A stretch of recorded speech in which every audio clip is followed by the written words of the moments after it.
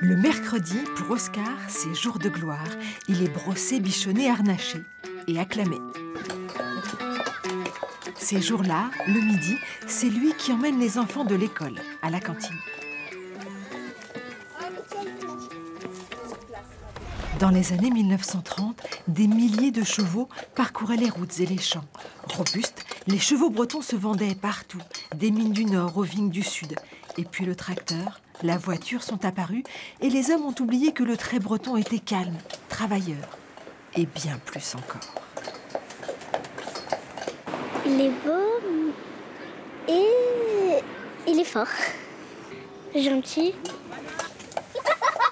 Dans les années 1990, on comptait encore 14 000 chevaux de trait en France. 20 ans plus tard, il en restait 9 000. Pour sauver la race, ici et là, des particuliers, des associations, des communes ont décidé de prouver son utilité en lui trouvant du travail. Le fait qu'il assume un travail qui est d'habitude fait par un moteur, ça interroge forcément. Les gens se disent, bah oui, c'est une solution d'énergie renouvelable, c'est une solution aussi d'avenir. Hein. C'est moderne d'utiliser le cheval, contrairement à ce qu'on peut entendre des fois. Autrefois, on utilisait le cheval parce qu'on n'avait pas le choix. Aujourd'hui, on l'utilise parce que justement, on a le choix.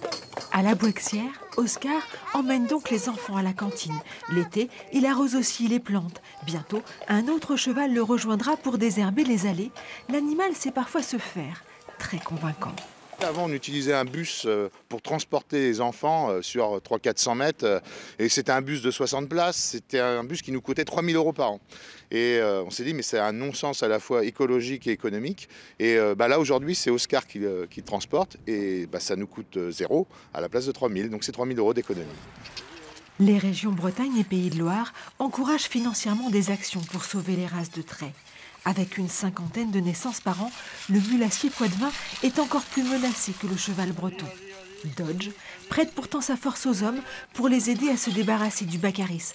La plante, originaire d'Amérique, s'échappe des jardins et envahit peu à peu les marais. Le cheval avec 2 pas, il a un déplacement de corde d'environ 6-7 mètres. Et 6-7 mètres de corde, ça représente 50-60 cm de traction de levée avec les effets de poulie qu'on a mis. Et donc voilà, c'est un moyen rapide de tirer la corde sans abîmer le milieu. On le voit là, il a plu depuis 2 jours, on gadouille un peu, mais on gadouille sans abîmer. Un cheval de trait peut tracter jusqu'à 1,5 fois son poids. À bout, Cannelle et Ophélie sont parfois réquisitionnés pour ramasser les cartons des commerçants ou les sapins au lendemain de Noël.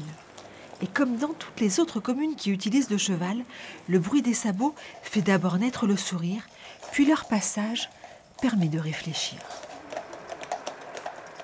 C'est mieux pour à cheval parce que ça n'utilise pas d'essence et voilà. C'est vivant le cheval, c'est pas un matériel, c'est pas un camion, c'est pas... Le cheval il donne quelque chose en plus. Évidemment, après le travail, on ne peut pas ranger les chevaux au garage. Il faut leur trouver un pré, les nourrir, les soigner.